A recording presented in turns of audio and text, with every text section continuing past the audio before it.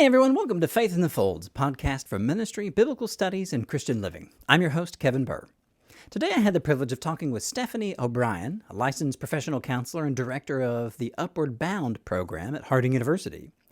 I asked Stephanie about the spiritual challenges college students face, and the resulting conversation was a pretty sobering one. There's actually so much to talk about that about halfway through our conversation we began to realize we would need another hour or so to finish. So, this episode is part one of two. Although there was a lot of reason to be concerned about and pray for Christian college students, Stephanie assured me that there is plenty of reason to have hope as well. If you enjoy the kinds of conversations we're having here on the podcast, would you be willing to like and subscribe to us? And maybe share us with someone who you think might benefit from this? And as always, thank you all so much for listening. Stephanie, thank you so much for joining us on the podcast today. I really appreciate you taking some time to talk with us today. First off, let's get a little introduction to you. What do you do? How did you get there? Will you fill us in with all these things? Yeah, of course. So my name is Stephanie O'Brien, for those who don't know that, many of you. And what do I do? That is actually more of a loaded question than one might think. So what I typically get paid for is being the director of Upward Bound at Harding University. It is a federally funded grant program which serves at-risk, first-generation, potentially lower-income high school students in White and Woodruff County, and we get them into college. And prior to that, I was the director of academic resources at Harding. I also adjunct general psychology at Harding on Monday nights, and I absolutely love it. 63 of the best students at Harding for sure. And I'm a licensed professional counselor. I have adjuncted in Harding's professional counseling program as well for several years. I've led a group at Harding for girls who've been sexually assaulted and raped called SASSY, Sexually Assaulted Surviving Sisters United. This year I took a 1-year reprieve from that and passed it off to somebody else. But that is something that I'm pretty passionate about and have spoken a lot about. And then I also co-founded HU Brave, which is a Harding advocacy program for sexual assault and sexual harassment on college campuses, specifically at Harding. Yeah. So I think that's most of what I do. I'm also on the missions committee at my church. I go to downtown in Searcy, and yeah, that's it in a nutshell. Wow, that is a ton of hats. That's great. Stephanie and I first met in, I want to say it was a geography class, 2008, 2009? Yeah, 2008. 2008, a geography class, and then I was the graduate assistant for the history department, and Stephanie was in and out of the office. And you still get to keep up with some of those folks. Before we started today, we were talking about some of the folks that we still keep up with. That's a great group of folks, and It is salt of the earth. very yes, very much so, and just a delightful collection of folks to follow on Facebook too. I feel like I know as much of Lori Klein's chickens as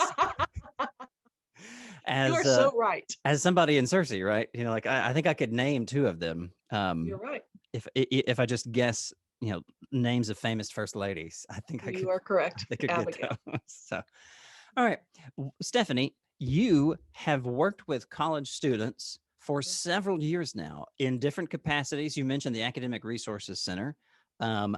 Typically, the Academic Resources Center offers things like tutoring and other kinds of services. I think I worked in that capacity as a tutor for your predecessor, who was there around 2008, 2009 or so.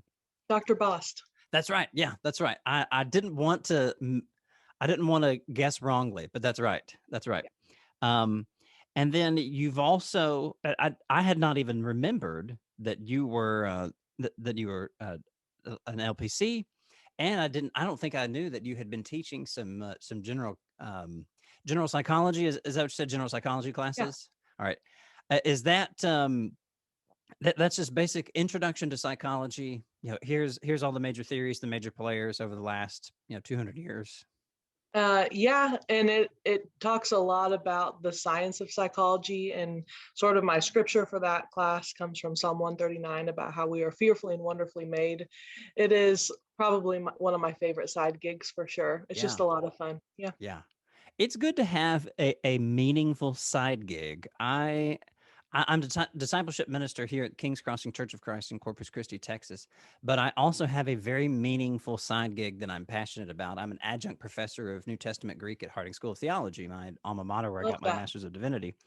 And it's a lot of fun. We've these last 3 weeks, the guys have been on intensive course break and then spring break, and then they had their midterms. And so actually tomorrow, not tomorrow when this releases, but tomorrow as of the time of recording, I get to see these guys again for the last for the last half of the semester, and then they'll be gone. They'll have moved off to take Greek readings with the venerable Richard Oster.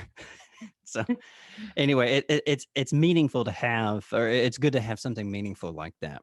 Yeah. Stephanie, one of the things that I wanted to ask you about today, given all of your work and experience with college students, especially at a private Christian university like Harding, is this. The first question that I pitched to you when we were talking about all this was, what are the main 2 to 3 issues you think that a Christian college student at a private Christian university faces? What are the spiritual challenges that they likely encounter? I suspect it'll be different for state schools, maybe not. There's probably some overlap. But I wanted to ask you and a handful of other folks. This is going to be a series of conversations related to this topic. But what are some of those main issues that they face? Yeah. So I thought probably more about this question than I have a lot of the others because, well, quite frankly, it's hard to narrow it down to 2 to 3 things because they're going to face a lot of things. Yeah. So I have three pretty global answers. Okay, great. The first one that really came to mind was honestly the student's own level of being just naive. And I think that there is this expectation in going to a Christian university for a lot of students, definitely not all, but for a lot of students, that it is almost like going to like Christian camp on crack for 4 years. Wow. And they have this expectation of everyone being like kind and Barnabas like and helpful and Christ like. And unfortunately, even at a Christian university, that isn't the case. I think that is more the case at a Christian university than, say, a state school. However, I have seen, especially in my girls who've been sexually assaulted while at Harding, I have seen their level of just being naive about the world and about other people really end up being a physical hindrance to them, but for sure a spiritual hindrance to them. And a lot of our students have to reconcile, okay, I'm surrounded by all these people who like call themselves Christians, but what does that actually mean? Because Yeah. it may mean something extremely different than in your family and in your community and in your home congregation or in your school. And I think so many of our students come here their freshman year and they are oftentimes just blindsided because they are encountering things that they've never encountered before. And I do think that most private schools are, I mean, I'm from Columbia, Missouri. It's for sure a college town. There's 3 universities Yeah. there, including the University of Missouri, Mhm. and there's no comparison. However, to say that private Christian schools don't have parties or alcohol or drugs or sex would be naive and Yeah. ignorant. And I think it quickly becomes a stumbling block for a lot of our students, especially our students who have never encountered a culture like that. And a lot of our students who want to, like, for the first time, feel a little bit of freedom and they just face plant. And that leads into another one of my issues with a lot of these students. My second one is that I think the generation now, more than even a decade ago when you and I were in school and in graduate school, they crave and want, and in many ways need authenticity, like vulnerability, transparency, and they have these struggles, like drinking alcohol, experimenting, homosexuality, any kind of sexual sin, porn for sure, and they have all these questions and they want to talk about it, But when at a lot of Christian universities, that level of authenticity is not readily available. And I think, I've seen a lot of students really struggle to respect and to trust a lot of the faculty and staff, sometimes because they feel like it's superficial and they feel like they are stifled in their faith because they can't actually come out and talk about, real world things that they're starting to struggle with because they're afraid of, being ashamed about it, and they're afraid of being judged, or they're afraid sometimes of being kicked out. And so then these students just go to their peers a lot of the time, and that doesn't often bode well. Their wisdom a lot of the time really does come with age, and they need to be able to talk to faculty and staff. Mm. But I feel like that chasm is growing greater. Of course, there's amazing faculty who will sit and truly listen and walk alongside and mentor Yeah. those students. Yeah. But unfortunately, I think there are groups of people who the students feel like aren't safe. And so they are experiencing all these things and they still feel like they can't talk about it. And that Mm. leads to a whole host of issues. And then my last one, and again, it's sort of a generational thing. I think that, and especially with the onset of social media, and you may plan to talk to me about social media, I could talk about that for a very long time, Mhm. but there is this sort of growing chasm that our students are facing because on one hand, um, students, especially on social media, we are becoming a world of extremes. And I think younger generations, and I for sure see this in my high school students, so the students who are going to be in college in a few years, they are no longer believing in absolute truth. And they, how do I say this? The level of critical thinking, I feel like, has diminished. They get their news from things like TikTok and Snapchat Reels and Instagram, and the level of like critical thinking about the world and your place as a Christian in it has become really jaded, to be quite honest. Mhm. And then when they come to college, there is an expectation of critical thinking and anchoring yourself in the Lord. And if you have gone so much, if you're so influenced by social media and all of these other things, your capacity to think critically isn't always there. And I think a lot of our students have equated like social justice with Christianity. And I think a lot of our students have sort of unintentionally and with good intentions sort of become universalist in some ways. And so they Interesting. have a Yeah. huge spiritual reckoning of how can you love those who need to be loved and accept all people and love all people, but still be a carrier of the cross. Mhm. Because culture says something very counter, and I think it's the first time for a lot of these students that they are having to decide for themselves what they believe. And I think what they see on social media oftentimes has a lot stronger of a voice than what they hear in their Bible classes and what they hear at church, especially if my second point is true, when they have a hard time respecting those speaking because they can't vulnerably or authentically relate. Does that That's the make sense? that's the connection. Yeah. That's it. That I, I'm at a bit of a loss for words because you just dropped three pretty huge topics. Sorry. No, don't apologize for that. There's no, absolutely nothing to apologize for. Um, I am, I, I have, I think I can understand maybe firsthand the need for transparency as a student, which was, goodness, what are we in 2021 now? Uh, 15 plus years ago as a college student. Critical thinking skills, I hadn't developed mine super well, but I eventually got there in college. Eventually got there. Um, and then, yeah, but actually drawing a connection there, the people who should be teaching them, right? Okay, let's dig into numbers 2 and 3 and the connection between transparency and the critical thinking skills. The people that ideally should be able to help these students grow in critical thinking skills and should be, concurrently trustworthy folks, have severed the potential for connection with these students because they're either unable or unwilling or untrained in how to be transparent and authentic and create the kinds of spaces necessary to talk about spiritual struggles. So then students are left with finding places where they think they're getting good answers, and that's on things like TikTok and Snapchat and other.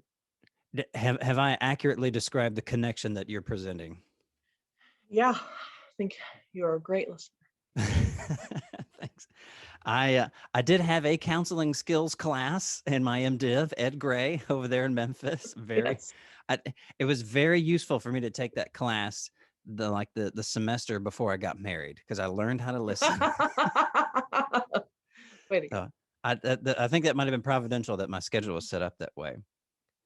Okay, Stephanie, let's talk about this issue with transparency because I get it. I can't tell you how many times I heard the word authentic.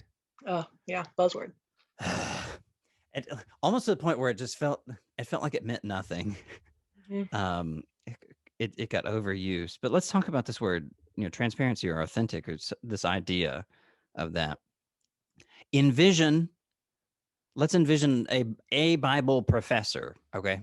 Not a particular one, just one in general, Okay. because I think it's at least reasonable to expect that a lot of these spiritual issues would arise in a Bible class. Not exclusively a Bible class. I mean, goodness, you teach general psychology. All right. So I'm sure that they come up a lot there too. Oh, But yes. but in a class like that, what what do you think would be an ideal outcome Mhm. if a student is expressing a desire to talk about something like that? What could happen that would make that process go much more smoothly and they could connect? Right. Um, I will answer that by actually talking about my general psych class Okay, as just great. a little example. All right. So I started teaching that class 4 years ago, and I wanted the students to be able to get to know me because I am a big believer in rapport. And I felt like when I was an undergrad as a history and political science major, my closest friends and confidants were the faculty, the history and political science faculty. Mhm. And that's why I still have a relationship with them. But it was because I truly got to know them. And I know Yeah. that not all students are going to sit in their professors' offices for hours and invest that time. And as an adjunct, I don't have that time for students to come and sit in my Right. office when typically I have 60 to 64 students every semester. Mhm. So I started doing something called a Take Five. And in my class, students have to write 3 papers throughout the semester, and they have 10 to choose from. So they get to write something that they choose to be more passionate about, which is great. Most of these papers are more on the vulnerable side, and then some, for those who are uncomfortable, are more research based. Okay. So they can write like the role of social media and its effect on mental health, the role of current events in politics, its effect on mental health, nature versus nurture, more sterile topics, but Yeah. still relevant to Mhm. psychology. Or students can write to me, they can do an assignment that is outside of their comfort zone and then write to me about what it felt like to do that and what they experienced and processed through it. They can write to me about the 5 to 7 things that have influenced who they are and made them who they are the most, Yeah, sort of like cool. a cultural genogram, like all these more vulnerable things. And I knew, I mean, I'm trained to know this, but I knew that if I sort of modeled for them what it's like to be more vulnerable and transparent, I hoped that students then in their papers would feel more comfortable to do so. Mhm. So I set an alarm the first 5 minutes of every class, and I allow my students to ask me any question they want. And it doesn't have to be about psychology. I just gave them the permission to ask me any question. And the very first question I ever received was 4 years ago, and the student asked me why I ended my engagement. it's a really vulnerable question, Wow. but I answered it, and my goal was to basically model for them what it's like to acknowledge your mistakes and acknowledge your strengths and to process through trauma so they could actually see somebody who's done it. Because I think another thing that gives me standing in this is that I wasn't raised in a Christian household. I have sexual assault and rape history. I am a survivor myself, Mhm. and most people don't see um, Christians openly talking about those things that often and sharing their experiences and sharing the ways that the Lord was faithful and then sharing the times and the seasons in their life when things were really dark. So I knew that if the students asked questions, um, I would be just completely vulnerable and honest about my own personal life. And that has, I think, made all of the difference. In every single semester, I am blown away by what students write to me in their papers. I know that they're 3 to 4 pages each, times 60. I just cry the whole week that I'm grading them because they actually talk to me and they will write. This last a few weeks ago, the week before Harding spring break, I had a student writing to me about, and it was like they're feeling like they had same-sex attraction. They had never talked about it. They like were afraid to turn in the paper. But my class on like my chapter 5, which is sexuality and gender roles, like was really powerful. And they got to like process that. And every semester I have students who divulge those kind of things. And then that leads to us spiritually getting to talk about it. And I have students who write to me about their own sexual assault history. And I think that because I'm willing to be really transparent and let them ask me anything, sometimes they'll ask, like, what's your favorite movie? Forrest Gump. It's a whole lot easier to answer than Right. a lot of the others, but they ask really hard hitting questions. Mhm. And I appreciate that. And they do too. And to me, if not just Bible faculty, but especially Bible faculty were willing, and maybe not take 5 minutes of class every day, because I know there's so much material to cover. Sure. My Yeah. class is 2.5 hours, not 50 minutes. Right. Yeah. But even like every Friday or once a week, just say, hey, what questions do you all want to ask me? Because yes, like my students are there to learn psychology, but they are also my goal for them. Okay, academically, yes, I want them to learn, but I more importantly want them to grow more self-aware and more confident in who they are and whose they are. And I want them to know that they're not alone in their struggles and they can. And my class is easy because it is psychology, it's very personal. Mhm. But I want them to start thinking critically and to witness somebody thinking critically so then they can transplant that to their own life and go through their own stuff. And I think that I would love to see more of that, to be quite honest. Yeah. Let me ask quickly. What kind of feedback are you able to give on some of these assignments? Do you talk just generally to the class about some of you answered these kinds of things or stuff like that? How you mentioned modeling the critical thinking. Do you do that by way of feedback, and do you do that in front of the class? For every single student who turns in a paper, I will always write a very long, sometimes a paperback. So that's why it takes me forever to grade, but it's worth it to me because it's sort of like my side hustle and my side mission. I kind of feel like it's its own little mission field. Yeah. And I will always respond independently. A lot of the times I end up meeting with the student one-on-one, at Midnight Oil, and just processing and extrapolating more of that. And then in addition to that, for themes that I'm seeing and patterns that I see, I always bring up in class and then we talk about it. And we have awesome class discussions, even when there's over 60 students. And some of the things, depending on what it is, I will bring up at large. And then some of the things, if it's more centered to a student, I will bring it up with them privately. Yeah. I have found that it's very difficult to give substantive feedback on assignments and things like that, but I think it's worth the hard work.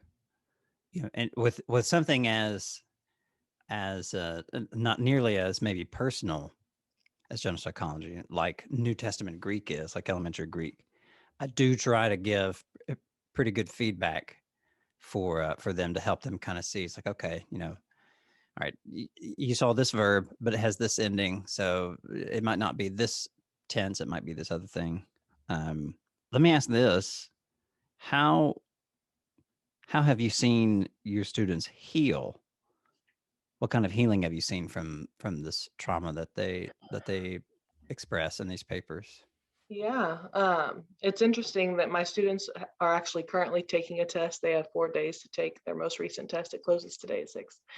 And one of the questions that I ask, I always try to ask like two non-academic questions. And one of the questions that I asked was, what is like one thing in this class that you have learned that has benefited your life? Because I want them to be taking what they've learned and applying it to their Yeah. life. That's Mhm. my goal. And one student, I've only graded 5 of the tests so far, but one of the tests that I graded, a student wrote like almost a whole page about how she was so thankful to know that she wasn't alone. And I hear that all the time about being able to, not just me in my class, but once I start opening up and sharing some of my experiences, a lot of the other students do too. And they can look around and say, wow, like I am not the only one struggling with this. I remember when I was a freshman at Harding in 2006, I legitimately spent most of my freshman year thinking I was like the only student who had been raped and the Mhm. only student who'd been sexually assaulted and like the only student who wasn't raised in a Christian household and the only student who all of these things. And Yeah. I was so spiritually crippling to me, to be quite honest. And I felt like I had like every expectation of coming to Harding and like, okay, I'm going to be surrounded by like really great people who are not judgmental. And I had honestly never felt more judged in my life. And that was, oh, horrible. And there were things just that I was honestly ignorant to because I wasn't raised in the church, and things that would be said. And um, it's supposed to be like easy points, like listing the books of the Bible, supposed to be like buffer points in class. And I was like hardcore studying because I truly didn't know Matthew, Mark, Luke, and John were even called the Gospels. I didn't Yeah. know the gospel meant good news. I only knew 3 songs my whole freshman year in chapel. And just little things, of assumed knowledge. And I realize I'm definitely not the majority in that regard, but I remember how much I could exhale when I realized that there were others. Mhm. And so in addition to my class being an academic class, I also want it to sort of be a place where people can look around and see that they're not alone. So I want there to be class discussion. I want to tell them about myself. And I think, Satan has a lot of tools. I just imagine him being this entity with like this tool belt, and he has these tools. And I feel like his favorite ones are secrets, shame, and isolation. And when you feel isolated, I feel like 2020, we all sort of felt that a little bit. But Yeah. when you feel isolated in your struggles or in your story, that then can be so spiritually damning. And when students can look around, that is their sort of first beacon of light. And where there is light, there cannot be darkness. And so that I love.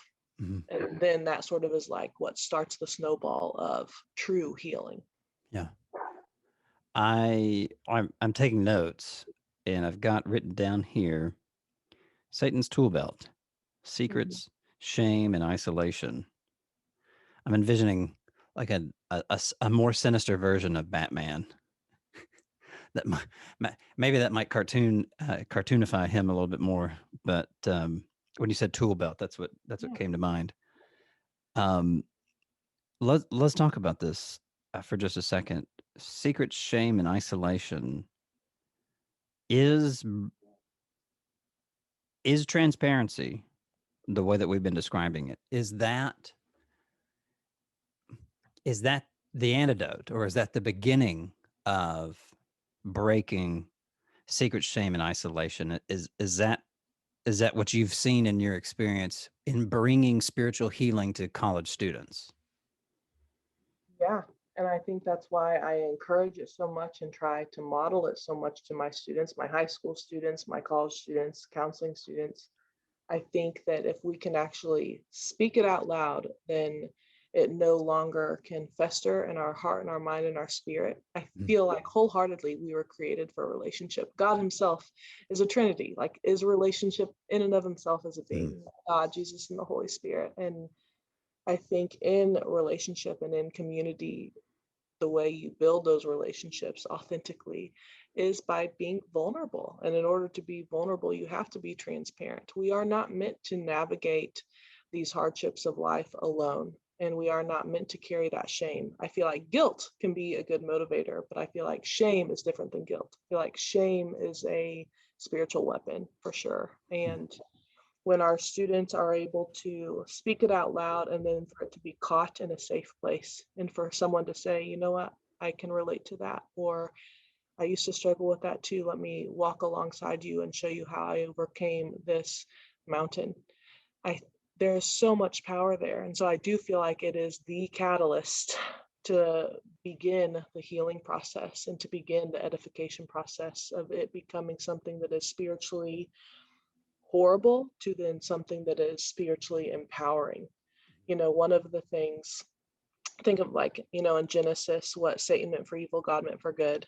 All of these things and these struggles that I have had and these experiences that my students have had, they could just be horrible things.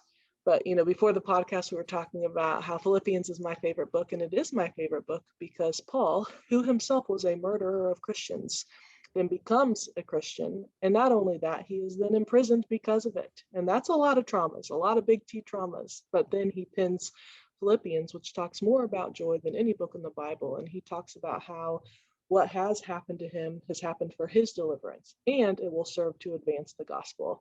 And to me, that's so powerful because once you are able to speak it out loud, it can then provide hope and encouragement to other people. And that is so redeeming because it isn't just this horrible thing that was evil in your life. It can actually be something that gives light and hope to others. And I feel like that's quite literally why we are here, you know? Yeah.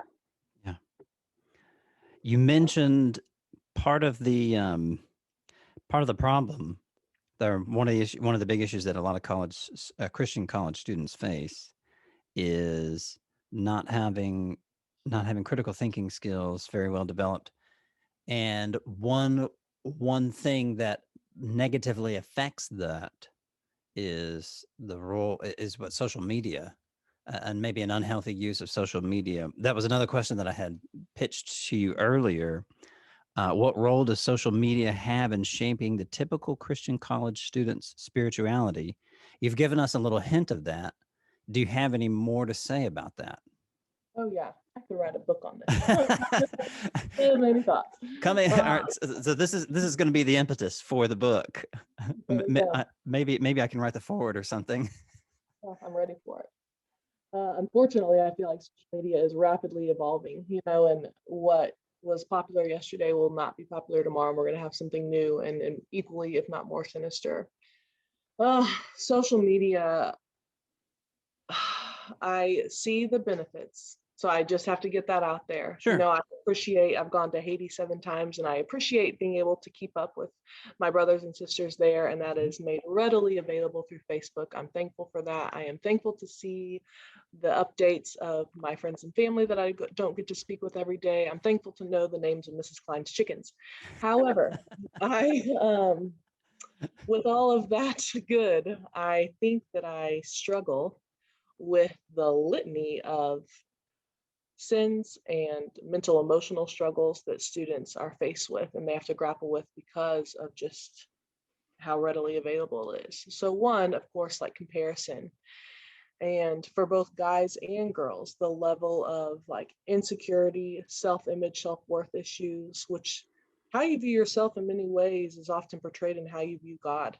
And so Interesting. that's still really spiritually difficult, and people just being so embarrassed or ashamed of who they are because they compare their lives all the time.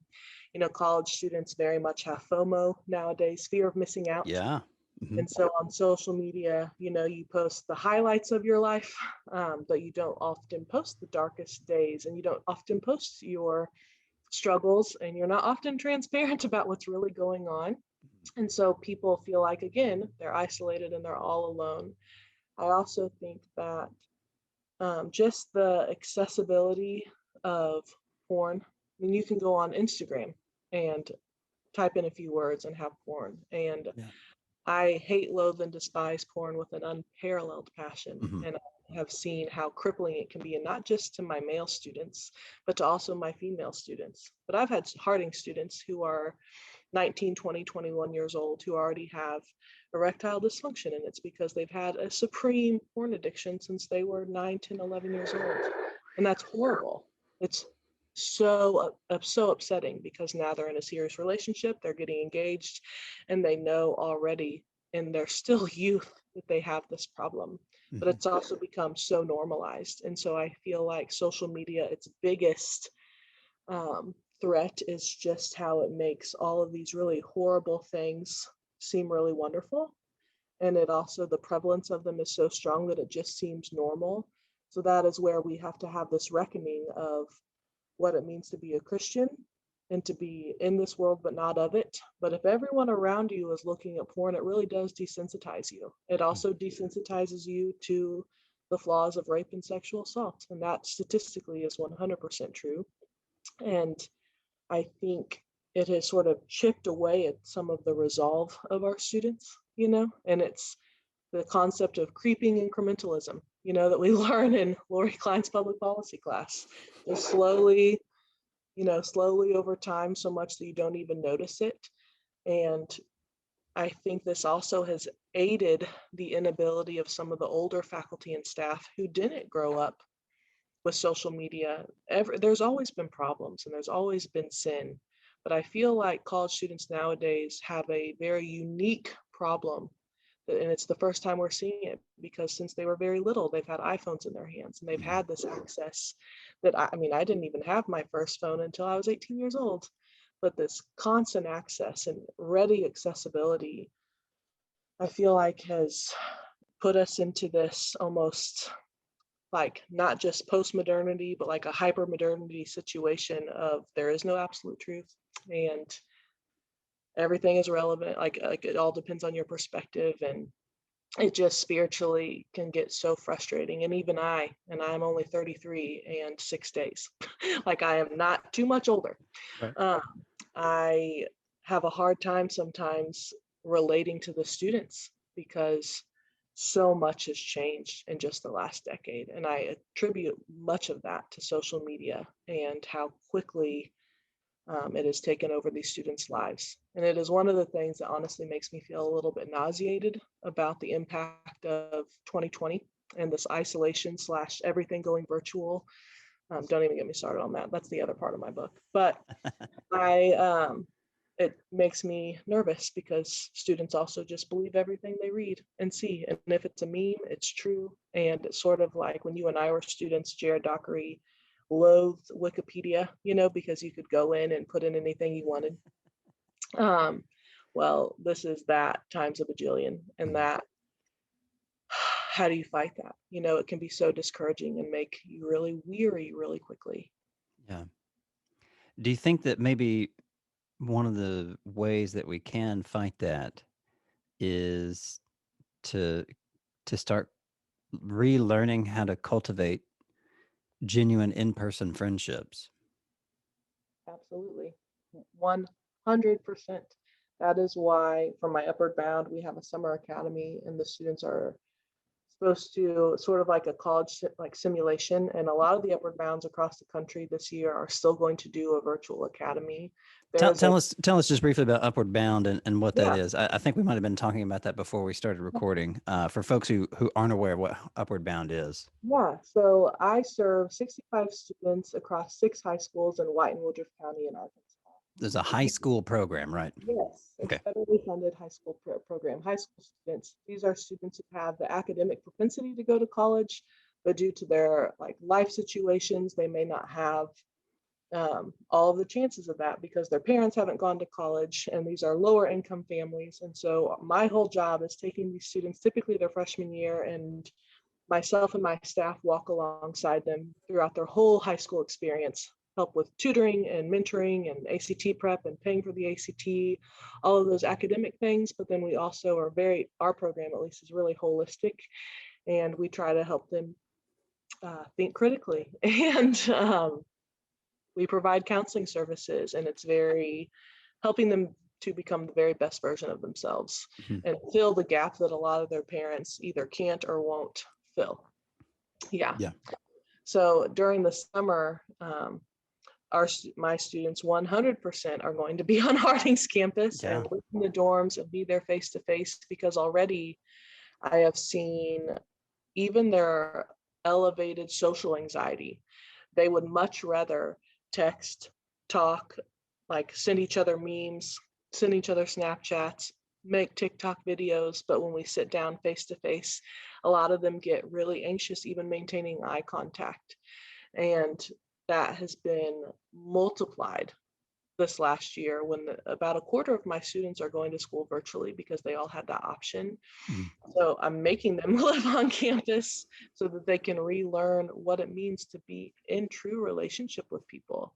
I feel like our world, especially the last couple of years, has been one of extremes, and it's been so polarizing. And I need my students to sort of shuffle to the middle. They do not know how to disagree with people and still respect and love them. They do not know how to hold conversations that are vulnerable and intimate and face to face. They don't know boundaries, and all of these things I can see becoming a major issue if we don't try to address it. And so I wish, I could take all the youth in America, or all of us could, and just say, hey, I love that you are passionate, because it's a passionate group. High school students and college students, I feel like, are so passionate, and I want them to have a voice. They have a really important voice. However, they need to know how to compromise. They need to know how to communicate, and they need to know how to think critically. My three C's that I literally just came up with. Oh, But run through those again really quickly. Those are great. compromise, communicate, and think critically. Yeah, I We can need to put write. that. We can put that in the description. Compromise, communicate, and think critically. I like Yeah. that. That I have found this true to be. I found this to be true in my life also, and I'm 35, so I'm barely older than you, and because I started college in 2004. You said you started in 2006. Is that right? Okay, so yeah, just barely older than you, and I've have found sometimes that, man, I'd rather somebody just text me, and maybe that's not necessarily a sign of anxiety, but so sometimes it's simply all I need to know is this one bit of information, Right. and a phone call might be too much because I'm doing something else. But if you text me day and time and what I need, I'm good. I'm there. But honestly, some of it is I would rather I'd rather not have to deal with a person. Um, I at least I remember feeling that way some a while ago. I distinctly remember going into some restaurant and thinking, I don't want to talk to this person. I might just order on my phone and then wait, and then wait and pick it up. Um, I feel that. yeah, and I haven't, I don't know why I hadn't thought about it as some kind of social anxiety, but it definitely is that. And man, I pointed out this to my wife the other night. We got a babysitter. The boys were down for bed, and we went out to a nice restaurant here in town. Uh, I think the second time that just she and I have been able to go out since we moved down here in August. So Mhm. I mean, it is what it is. Now, thankfully, we actually get time every night after the boys go down to bed. We can, watch, WandaVision or whatever it is that we're going to plow through on Disney Plus or Amazon Prime. But I was noticing what appeared to be a couple, two benches behind us, behind my wife, in front of me, Mhm. and both of them were just sitting there. They were same side seaters too, so it was already kind of awkward. But both of them were on their phones, Yeah. not not actually talking, not really engaging. And I just felt so sad for them because it, they obviously were willing to come and shell out the money for coming to the place that we came to, and it was just depressing sitting Mhm. there watching that. And they looked like they were older than college age. So I can't imagine then. Is it overkill to say that it's typical that college students struggle with this, or is it just some? What do you think? I don't think it's a college specific issue. I mean, I think we can all look around, and I know people in my own family who are much older and just will sit there even in church on their phone, and Yeah. drives me crazy. But I feel like it is just the absolute norm in college students. And I serve 5 high schools. And so we're in these high schools, in my 2 counties a lot. And there's only one of those 6 schools. Sorry, I serve 6 schools. 5 of them allow the students to have their phones throughout the day. And there's only one that doesn't. And so these students will just sit there in class, like even in my psychology class, students will just sit there, and On their it's phones. yeah, all the time. And at church I'll look around and some people are just on their phone, and they may have their Bible on their phone. So I always try to like give them that Sure. semblance of grace.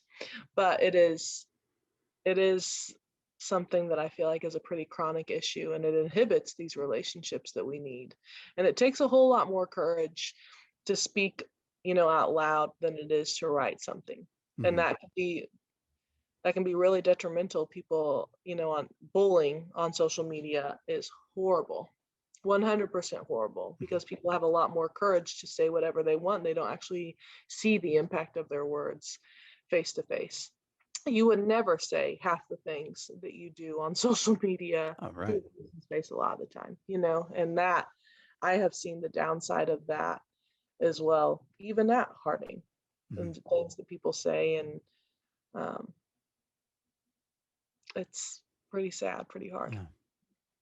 I feel like there's a ton more that we could get into. I do want to ask you about this because you had mentioned one of the negative effects of social media, um, and how it was related to the prevalence of pornography. You mentioned something about how being constantly around it wears away the student's resolve. Um, could you talk a little bit more about that? Are you saying that? Like the desensitization of it. Yeah, yeah, yeah, yeah, yeah. Yes. Oh, I would love to talk about this. So in porn, so often how things are portrayed. For instance, some guy pursuing a girl and she keeps saying no, but then in the end she ends up liking it. If a guy watches a story like that a lot, he really does start to believe that when a woman says no, she actually really wants it, and that isn't the case. And we see situations where it is sort of glamorized, like violence and bondage in sexual scenes. And that, if that is the only thing a person can find pleasure in, then when they're in real life situations, that's all that they really want. And so I have unfortunately seen so many scenarios where a girl does say no and the guy doesn't believe her and he's been desensitized. And I've seen situations where what a guy has to do with a girl is so extreme and honestly so brutal. He doesn't even get his sexual pleasure from her sexual pleasure. He gets her sexual pleasure from her being in pain. And that, on a cerebral level, I don't think he could recognize that until it's brought to his attention. But when you watch all of these pornographic scenes over and over again, I mean, how often is there actual consent? It's not there, and consent, a person has to be conscious, they have to be willing, and they need to give affirmation. And those things aren't portrayed, but in real life, they're very necessary. Yeah. And, girls who watch porn that I've worked with, they compare themselves all the time, and they too become desensitized and feel like they're supposed to act a certain way or do a certain thing. And they also, it becomes so normalized that they don't see the joy and the beauty of waiting, Mhm. and they feel like it's just this flippant casual thing, and that it doesn't have spiritual and for sure emotional implications, and it really does. And I don't think that that's just some Christian lie that we say. Even in my psychology textbook, that isn't really written by Christian people. It's the psychology textbook. Yeah. It's not psychology textbooks for Church of Christ schools. Right. It's a psychology textbook, and even it talks about um, these issues and the longevity of marriages for those who wait, and how it is longer, and there is a lot more marital satisfaction. And I think all of our students, not all, but for those who've really wrestled with porn, there are so many heinous things in this precious gift, I feel like, from God and meant for a covenant, that become so normalized that they don't even know how to have a healthy relationship, or even how to hope for a healthy relationship. And that, there are so many things that I've seen. And think right now we're in a season in our culture where especially women want to feel like empowered, and a part of that has become like feeling sexually empowered. And I obviously want women to feel like they have a voice and to be confident in who God created them Yeah. to be. But I think porn has really twisted what that means to actually be sexually empowered. Hmm. And uh, it is just sort of this bomb that is dropped on so many of our students. And because it is all over the world, I have Hmm. students in my psychology class that don't think looking at porn is even bad because it's so normalized. And it kills me because I'm like, this is actually physiologically changing your neural pathways. Yeah. Like, Yeah. you are going to have a really hard time being intimate with your spouse. And married couples who look at it in order sort of to spice up their bedroom. And I know Christian married couples who do that. And I really struggle with that because it is something that our culture has just accepted. Mhm. And I don't think they realize like how much Satan is using that to chip away at so many aspects of our life, spiritually, mentally, emotionally, physically, psychologically. Yeah. You mentioned earlier just sort of a general thing that a lot of college students deal with, at least the ones that you interact with on a regular basis, fear of missing out. I distinctly remember noticing that I didn't have that terminology for it back when I was in college, but I distinctly remember noticing how it was so frustrating to try to get folks to be able to commit to, doing something that was maybe like 2 or 3 weeks down the road, Right. because it always felt like they were holding out, maybe some better offer will come. Yeah. And at a school like Harding, where there's a ton of things, I mean, if you wanted to, you could be involved in something that lasted an hour plus every night of the week. Easily. Yeah, I mean, and it would, like, you wouldn't even necessarily have to join a club to do that, because you could very easily do intramural sports. You could do Bible studies. There's singing groups. There's groups for this, that, and the other. There's all kinds of different things, and it's just fascinating how really it got to the point where being afraid of missing out actually led you to miss out Yeah, on so many things. the irony. Yeah. Yeah. And and then you also mentioned this too, that I thought was pretty fascinating, because this is something that I've been aware of for a while, but don't regularly have opportunities to talk about this kind of thing. Just by nature of what I have been doing over the last several years. You mentioned how, with especially some of the college females that that you've talked about with, and their use of pornography. And you mentioned how they think that this is how they need to behave in real life. One of the major problems with how a lot of really naive people, like how a lot of naive people, meaning in this instance, college students, going back to like the first thing that you said, like the first challenge, and like, Yeah. students' own level of naivete. Um, what a lot of them don't understand is that pornography is acting. It is acting. Right. These like what you're watching is sometimes a pretty low quality acting, but it's still acting. And so it's absurd for you to think, for you, meaning college student who's using this, looking at this as some kind of metric for what your for what you hope your marriage relationship or dating relationship or casual hookup is going to be like. It's absolutely absurd to think that, because it's acting, it's pretending, it's, this is not real life. Yeah.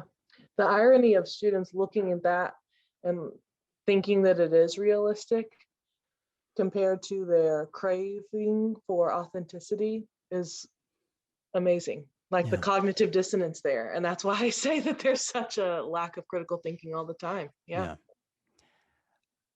I want to ask you one more thing about this. There are 3 other questions that I don't know that we will be able to get to today, Mhm. because they're big questions, and so I will leave it up to you. Okay. If we can do a part 2 of this, I'd love to, Yeah. and then we can talk logistics and details later. But I wanted to ask another thing related to this issue, because I think it is so worthwhile to bring up. Mhm. Um, one of my best friends from college and I went to what I thought was supposed to be a very a very big deal at Harding. I want to say it was sometime around 2009, 2010, somewhere in there, because I think I was in grad school there at the time, and he was either a junior or senior. Um, there was some seminar that they did, or some presentation on pornography and overcoming sexual addiction and things like that. Mhm. And it was in the admin auditorium there, I on remember. campus. Okay, all right. So you might remember this. I walked away from that feeling very disappointed, because what what it felt like, one of the presenters, and I couldn't even tell you their name. That was 10 years ago. I can't remember their name, but I felt like one of the presenters, basically what he was trying to do was gross us out by talking about some of the disturbing trends and in what was getting popular in pornography. And because I don't want this to be, I don't want to tag this as explicit on YouTube or Yeah. anything, I won't go into any of the details about the stuff that he was talking about. But I remember thinking to him, I remember thinking and actually telling my friend at the time, um, that's not this, like, okay, we both didn't like the fact that we, occasionally looked at porn. And I remember telling him, that's not the stuff that I'm looking at.